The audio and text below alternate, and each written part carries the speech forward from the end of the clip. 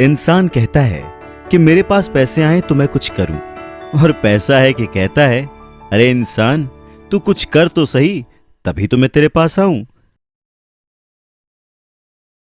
और आज की चर्चा पैसे पर। जी हां, यह भी उतना ही बड़ा सत्य है जैसे कि सूरज पूरब से निकलता है, बच्चा मां की कोख से ही जन्म लेता है, वैसे ही पैसे को सही ढंग से अगर समझा ना जाए, संभाला ना जाए, तो वो बहुत सारे दुख देता है। तो बस इसी पैसे को समझने और इसे संभालने की कला के बारे में आज हम चर्चा करेंगे। यानी कि हम बात करेंगे रॉबर्ट टी कियोसाकी की लिखी book rich dad poor dad की।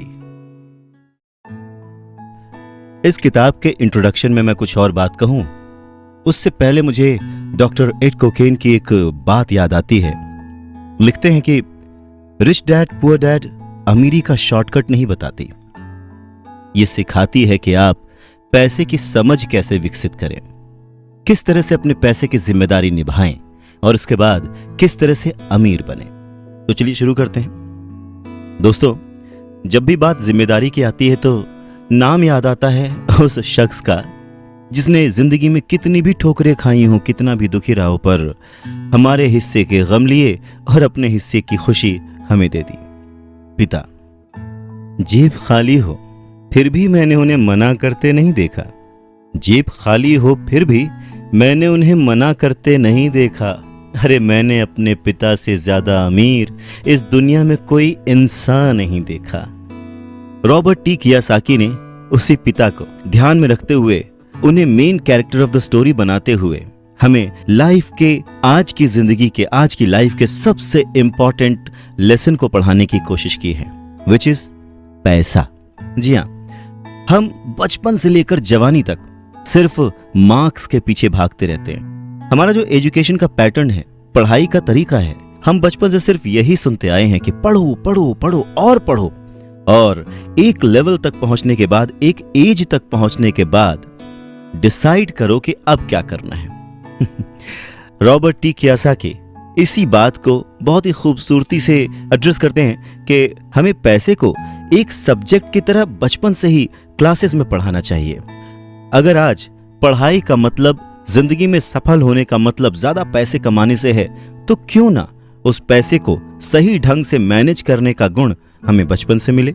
स्कूल्स 6 घंटे के 8 घंटे के होते हैं, पर बाकी जो वक्त है वो घर पे बीतता है। तो कहीं ना कहीं स्कूल हो या घर हो, बच्चे को बचपन से ही पैसे की अहमियत, उसकी इंपॉर्टेंस, उसकी मैनेजमेंट के बारे में अगर पढ़ाया जाए तो इसमें कोई भी गलत बात नहीं है।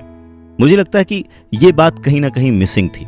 शायद कई सालों से ये जद्दोजहद है कि इसे शुरू किया जाए, इसे समझाया जाए। बहुत सारी फिल्में बनी हैं इस पर, लेकिन आज भी हम मार्क्स मार्क्स और मार्क्स के पीछे ही भागते हैं। अगर हमें पैसे को सही ढंग से मैनेज करने की कला आ जाए, अगर हमारी समझ डेवलप हो जाए, तो मुझे लगता है कि जो आजकल के बच्चे हैं वो बड़े जब होंगे तो वो खुश रहेंगे। इंसान को कंप्लीट करने के लिए उसका परिवार, उसके अपने, उसके दोस्त, उसका रहन सहन सब बहुत जरूरी होता है। ये तो नहीं कह सकते कि पैसा ही सब कुछ है, पर हां, सब कुछ पाने के लिए पैसा जरूरी है। रिच डैड पुअर डैड, ये पुस्तक पूरे संसार के माता पिताओं को समर्पित है, क्योंकि वो ही किसी बच्चे के सबसे महत्वपूर्ण शिक्षक होते हैं। और ये उन सभी लोगों को भी समर्पित है जो आदर्श पेश करके बच्चों को शिक्षा देते हैं, उन पर छाप छोड़ते हैं और उन्हें नेतृत्व प्रदान करते हैं। आभार।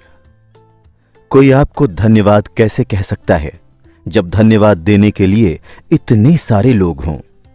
जाहिर है, इस पुस्तक के लिए मैं अपने दोनों पिताओं के प्रति कृतज्ञ हूं, जो दमदार रोल मॉडल थे, और मेरी मां के प्रति भी, जिन्होंने मुझे प्रेम और दया का पाठ पढ़ाया। इस पुस्तक को साकार करने में जिस इंसान ने सबसे सक्रिय भूमिका निभाई, वो है मेरी पत्नी किम, जो वैवाहिक संबंध, कारोबार और जीवन में मेरी साझेदार है। वो मेरे जीवन को पूर्णता प्रदान करती है। 20 साल, 20 और 20 की दूरदर्शिता। आज से 20 साल पहले बीटल्स ने 1 जून 1967 को sergeant papers lonely hearts club band album release किया। यह तुरंत सफल हो गया, वाणिज्यिक और आलोचनात्मक सफलता के शिखर पर पहुंच गया। यह एल्बम इंग्लैंड में एल्बम चार्ट के शिखर पर 27 सप्ताह रहा और अमेरिका में 15 सप्ताह तक नंबर 1 रहा। टाइम मैगजीन ने सर्जेंट पेपर्स को संगीत की प्रगति में एक ऐतिहासिक मोड़ कहा था। इसने सन 1968 में 4 ग्रैमी अवार्ड्स जीते, साथ ही एल्बम ऑफ द ईयर भी जीता। यह सम्मान पाने वाला यह पहला रॉक एल्बम था। रिच डैड पुअर डैड मेरे 50वें जन्मदिन पर 8 अप्रैल सन 1997 को रिलीज हुई थी। द बीटल्स कहानी के विपरीत ये पुस्तक तुरंत सफल नहीं हुई, न तो वाणिज्यिक दृष्टि से न ही आलोचनात्मक दृष्टि से। वास्तव में पुस्तक के प्रकाशन और इसके बाद उठे आलोचना के तूफान इसके एकदम विपरीत थे। रिच डैड पुअर डैड को मूलतः स्वयं प्रकाशित किया गया था, क्योंकि हम जिस भी पुस्तक प्रकाशक के पास गए, हर एक ने मेरी पुस्तक को ठुकरा दिया। अस्वीकृति के कुछ पत्रों में इस तरह की टिप्पणियां थीं। आप ये नहीं जानते कि आप किस बारे में बात कर रहे हैं। मैंने सीखा कि ज्यादातर प्रकाशक मेरे अमीर डैडी के बजाय मेरे उच्च शिक्षित गरीब डैडी की तरह अधिक थे। ज्यादातर प्रकाशक पैसे के बारे में मेरे अमीर डैडी के सबक से सहमत नहीं थे, मेरे गरीब डैडी की तरह। 20 साल बाद सन 1997 में रिच डैड पुअर डैड एक चेतावनी थी, भविष्य के बारे में सबकों की पुस्तक। 20 साल बाद संसार के करोड़ों लोग मेरे अमीर डैडी के भविष्य के बारे में चेतावनियां और सबकों के बारे में ज्यादा जागरूक हो चुके हैं। 2020 दूरदर्शिता के साथ कई लोगों ने कहा है कि उनके सबक भविष्यदर्शी थे। भविष्यवाणियां सच हो गई हैं। इनमें से कुछ सबक ये हैं। अमीर डैडी का सबक नंबर 1, अमीर लोग पैसे के लिए काम नहीं करते। 20 साल पहले मेरे कई प्रकाशकों ने मेरी पुस्तक को अस्वीकार कर दिया था, क्योंकि वो अमीर डैडी के पहले सबक से सहमत नहीं थे। आज लोग अमीरों और बाकी हर व्यक्ति के बीच की बढ़ती खाई के बारे में ज्यादा जागरूक हैं। सन 1993 और 2010 के बीच अमेरिका की राष्ट्रीय आमदनी में 50% से ज्यादा वृद्धि सबसे दौलतमंद 1% लोगों के पास गई। तब से स्थितियां बदतर ही हुई हैं। यूनिवर्सिटी ऑफ कैलिफोर्निया के अर्थशास्त्रियों ने पाया है कि सन 2009 और सन 2012 के बीच 95% आय उन्हीं सबसे दौलतमंद 1% व्यक्तियों के पास गई। सबक: आय में वृद्धियां कर्मचारियों की नहीं, उद्यमियों और निवेशकों के पास जा रही हैं, उन लोगों के पास नहीं जो पैसे के लिए काम करते हैं। अमीर डैडी का सबक: बचत करने वाले पराजित होते हैं। 20 साल पहले ज्यादातर प्रकाशक अमीर डैडी के इस सबक से पुरजोर तरीके से असहमत थे।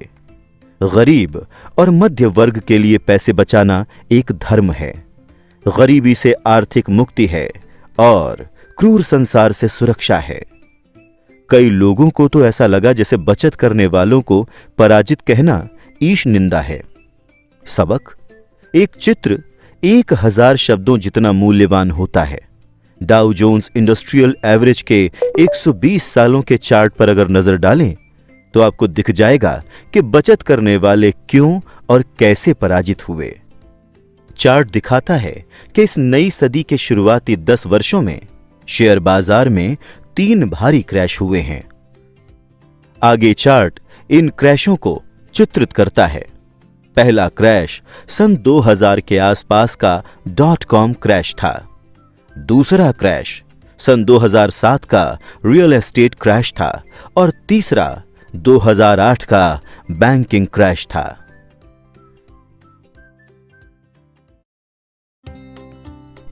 डाउ के 120 साल। सन 1929 का भीमकाय क्रैश।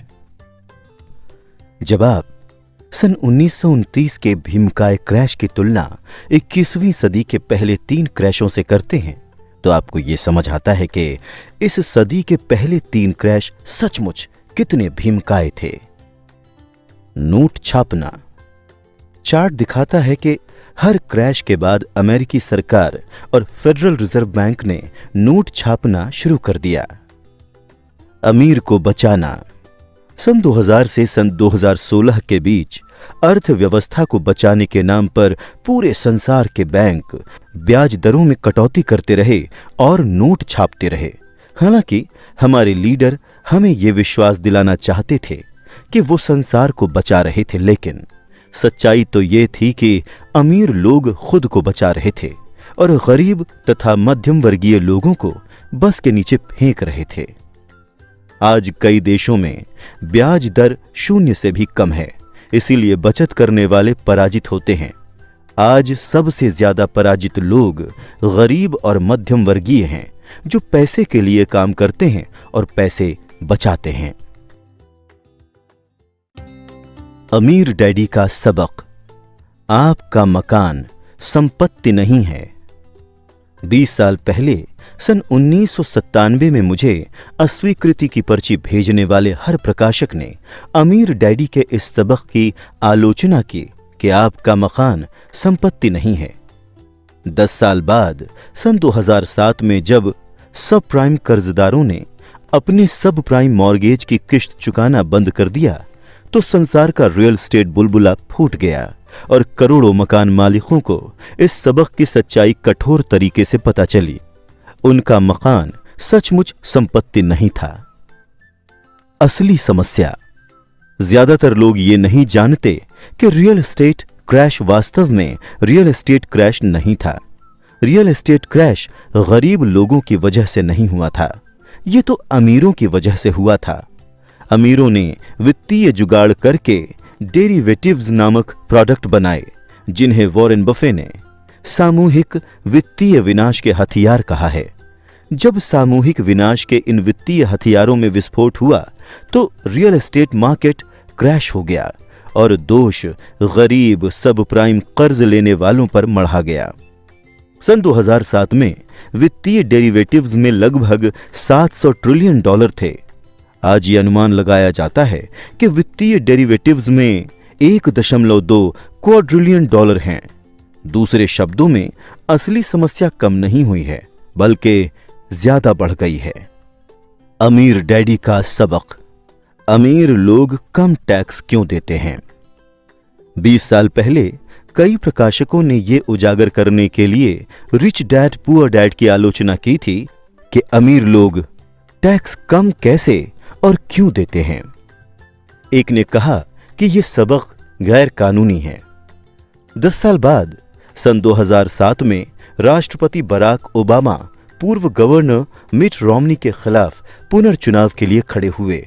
जब यह उजागर किया गया कि राष्ट्रपति ओबामा ने अपनी आमदनी का लगभग 30% टैक्स में दिया है और गवर्नर रोमनी ने 13% से कम दिया, तो मिट रोमनी की वो नीचे गिरने वाली ढलान शुरू हुई, जिसके बाद वो चुनाव हार गए।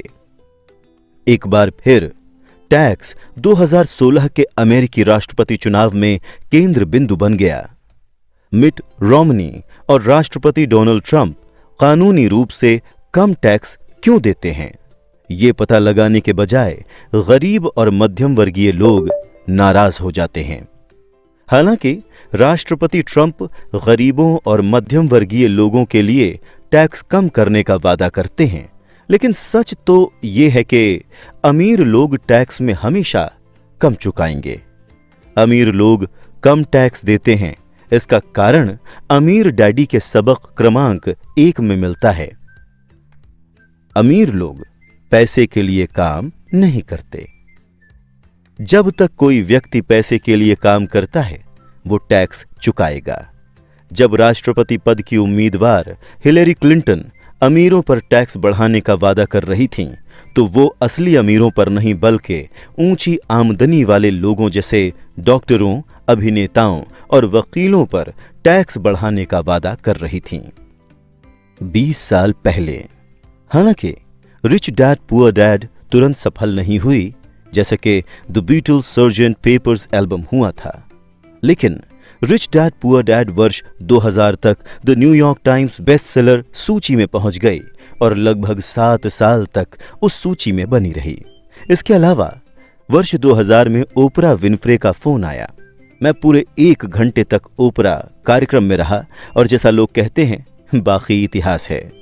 रिच डैड पुअर डैड इतिहास की नंबर 1 व्यक्तिगत वित्त पुस्तक बन चुकी है और पूरे संसार में रिच डैड सीरीज की लगभग 4 करोड़ पुस्तकें बिक चुकी हैं।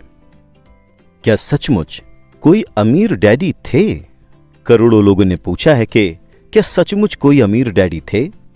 इस प्रश्न का जवाब देने के लिए आप अमीर डैडी के बेटे माइक की बातें सुन सकते हैं, जब वो रिच डैड रेडियो शो पर अतिथि के रूप में आए थे। आप richdadradio.com पर जाकर वो प्रोग्राम सुन सकते हैं। Rich dad graduate school. Rich dad poor dad यथासंभव सरल लिखी गई थी ताकि हर व्यक्ति मेरे अमीर डैडी के सबकों को समझ सके, जो लोग ज्यादा जानना चाहते हैं। 20 वर्ष के समारोह के हिस्से के रूप में उनके लिए मैंने लिखी Why the Rich Are Getting Richer, What is Financial Education Really? Why the Rich Are Getting Richer ज्यादा विस्तार और स्पष्टता से बताती है कि अमीर डैडी ने अपने बेटे और मुझे पैसे और निवेश के बारे में क्या सिखाया। Why the Rich Are Getting Richer graduate विद्यार्थियों के रिच डैड पुअर डैड है। ये रिच डैड विद्यार्थियों के लिए ग्रेजुएट स्कूल है। एक चेतावनी और एक आमंत्रण। हालांकि मैंने Why the Rich Are Getting Richer को यथासंभव सरल रखने की पूरी कोशिश की थी, लेकिन अमीर लोग सचमुच जो करते हैं वो आसान नहीं है, न ही उसे समझाना आसान है। अमीर लोग सचमुच जो करते हैं उसके लिए असली वित्तीय शिक्षा की जरूरत होती है, जो हमारे स्कूलों में नहीं सिखाई जाती। मैं सुझाव देता हूं कि पहले आप रिच डैड पुअर डैड पढ़ें, इसके बाद अगर आप और ज्यादा जानना चाहते हैं तो शायद Why the Rich Are Getting Richer आप ही के लिए है। अतीत, वर्तमान और भविष्य के मेरे सभी पाठकों को द रिच डैड कंपनी के हम सभी लोगों की ओर से 20 बेहतरीन वर्षों के लिए आपको धन्यवाद।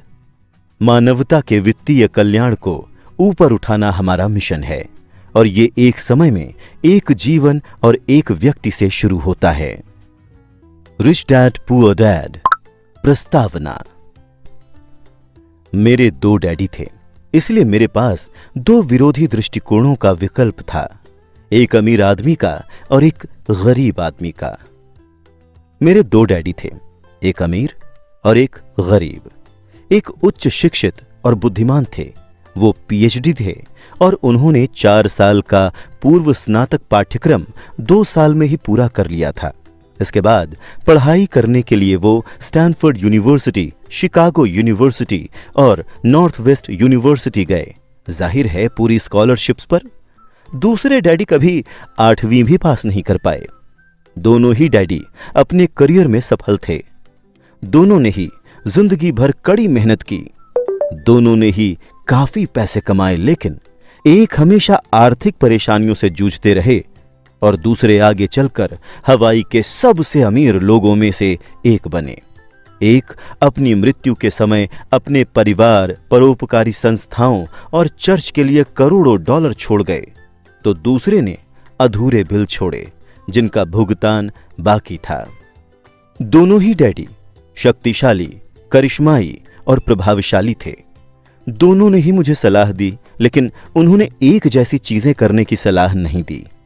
दोनों ही शिक्षा पर बहुत जोर देते थे, लेकिन उन्होंने अध्ययन के लिए एक जैसे पाठ्यक्रम की सलाह नहीं दी। अगर मेरे सिर्फ एक ही डैडी होते तो मैं या तो उनकी सलाह मान लेता या फिर उसे ठुकरा देता। 2 डैडी होने से मुझे विरोधी दृष्टिकोण का विकल्प मिला, एक अमीर आदमी का और दूसरा गरीब आदमी का। उनमें से किसी एक दृष्टिकोण को स्वीकार या अस्वीकार करने के बजाय मैं उनकी कही बातों पर काफी सोच विचार करता था, उनकी तुलना करता था और फिर अपने लिए विकल्प चुनता था। समस्या ये थी कि अमीर डैडी उस वक्त अमीर नहीं थे और गरीब डैडी उस वक्त गरीब नहीं थे।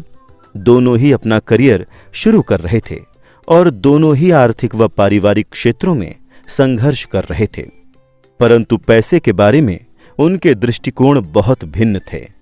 मिसाल के तौर पर एक डैडी कहते थे, पैसे का प्रेम ही सारी बुराई की जड़ है, तो दूसरे डैडी कहते थे, पैसे की कमी ही सारी बुराई की जड़ है। दो शक्तिशाली डैडियों की अलग अलग सलाह से बचपन में मुझे बड़ी उलझन होती थी। मैं एक अच्छे बेटे की तरह उनकी बातें सुनना चाहता था और उन पर अमल करना चाहता था। दिक्कत ये थी कि दोनों डैडी एक सी बातें नहीं कहते थे। उनके दृष्टिकोण में जमीन आसमान का अंतर था, खास तौर पर पैसे के संबंध में। इससे मैं बहुत चकराता था, लेकिन मेरी जिज्ञासा जाग गई। मैं काफी समय तक सोचता रहता था कि उनमें से किसने क्या कहा और क्यों कहा। अपने खाली समय में अधिकतर मैं इसी बारे में विचार करते हुए खुद से ये सवाल पूछता था, उन्होंने ऐसा क्यों कहा? फिर मैं दूसरे डैडी की कही बातों के बारे में भी यही सवाल पूछता था। इसके बजाय तो ये कहना ज्यादा सरल होता, हां, उनकी बात बिल्कुल सही है, मैं इससे सहमत हूं, या ये कहकर उनके उस दृष्टिकोण को नकार देना भी आसान होता। उन बुजुर्ग इंसान को पता ही नहीं है कि वो क्या बोल रहे हैं। मैं दोनों डैडियों से प्रेम करता था, इसलिए मैं सोचने के लिए विवश हुआ और अंततः मुझे अपने लिए सोचने का तरीका चुनने की खातिर मजबूर होना पड़ा। इस प्रक्रिया में अपने लिए विकल्प चुनना आगे चलकर काफी मूल्यवान साबित हुआ, जो किसी दृष्टिकोण को सिर्फ स्वीकार या अस्वीकार करने से संभव नहीं था। अमीर लोग ज्यादा अमीर बनते हैं और गरीब ज्यादा गरीब तथा मध्यम वर्गीय कर्ज में डूबा रहता है। इसका एक कारण यह है कि पैसे का विषय स्कूल में नहीं, घर पर पढ़ाया जाता है। हम में से ज्यादातर लोग पैसे के बारे में अपने माता पिता से सीखते हैं। गरीब माता पिता अपने बच्चों को पैसे के बारे में क्या सिखा सकते हैं? वो बस कह देते हैं, स्कूल जाओ और मेहनत से पढ़ो। हो सकता है कि बच्चा बेहतरीन ग्रेड के साथ पढ़ाई पूरी कर ले, लेकिन उसके बाद भी उसकी आर्थिक प्रोग्रामिंग और मानसिकता तो गरीब व्यक्ति की ही रहेगी। दुर्भाग्य से पैसे का विषय स्कूलों में नहीं पढ़ाया जाता। स्कूल में वित्तीय योग्यताओं के बजाय अकादमिक और पेशेवर योग्यताओं पर जोर दिया जाता है।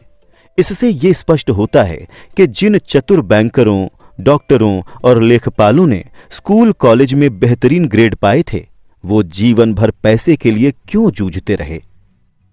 अमेरिका पर जो भारी राष्ट्रीय कर्ज है, वो काफी हद तक इसी कारण है क्योंकि जो उच्च शिक्षित राजनेता और सरकारी अधिकारी वित्तीय निर्णय ले रहे हैं, उनके पास पैसे के विषय पर बहुत कम प्रशिक्षण है या जरा भी नहीं है। आज मैं अक्सर सोचता हूं कि तब क्या होगा जब जल्द ही हमारे बीच लाखों करोड़ों लोग होंगे जिन्हें आर्थिक और चिकित्सकीय सहायता की जरूरत होगी। आर्थिक सहायता के लिए वो अपने परिवार या सरकार पर निर्भर रहेंगे। जब मेडिकेयर और सामाजिक सुरक्षा का पैसा खत्म हो जाएगा, तब क्या होगा? देश कैसे बचेगा?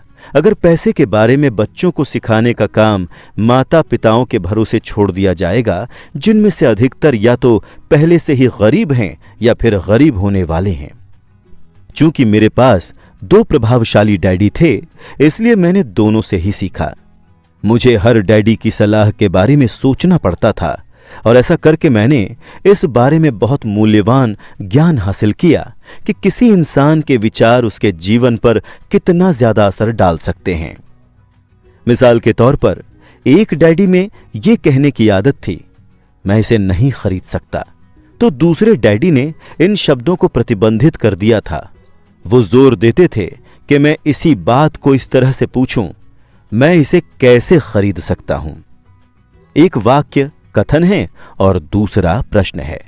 एक में बात खत्म हो जाती है और दूसरे में आप सोचने के लिए मजबूर होते हैं। मेरे जल्द ही अमीर बनने वाले डैडी समझाते थे कि मैं इसे नहीं खरीद सकता कहने से आपका दिमाग किस तरह काम करना छोड़ देता है, वहीं दूसरी ओर मैं इसे कैसे खरीद सकता हूं, यह सवाल पूछने से आपका दिमाग सक्रिय हो जाता है। उनका यह मतलब नहीं था कि आपका जिस भी चीज पर दिल आ जाए आप उसे खरीद लें। उन्हें अपने दिमाग की कसरत कराने का जुनून था, जिसे वो संसार का सबसे शक्तिशाली कंप्यूटर मानते थे। वो कहते थे, मेरे दिमाग की शक्ति हर दिन बढ़ती है क्योंकि मैं इसको व्यायाम कराता हूं। ये जितना ज्यादा शक्तिशाली बनता है मैं उतने ही ज्यादा पैसे बनाता हूं। वो मानते थे कि स्वचालित ढंग से मैं इसे नहीं खरीद सकता, यह कहना मानसिक आलस्य की निशानी है। हालांकि दोनों ही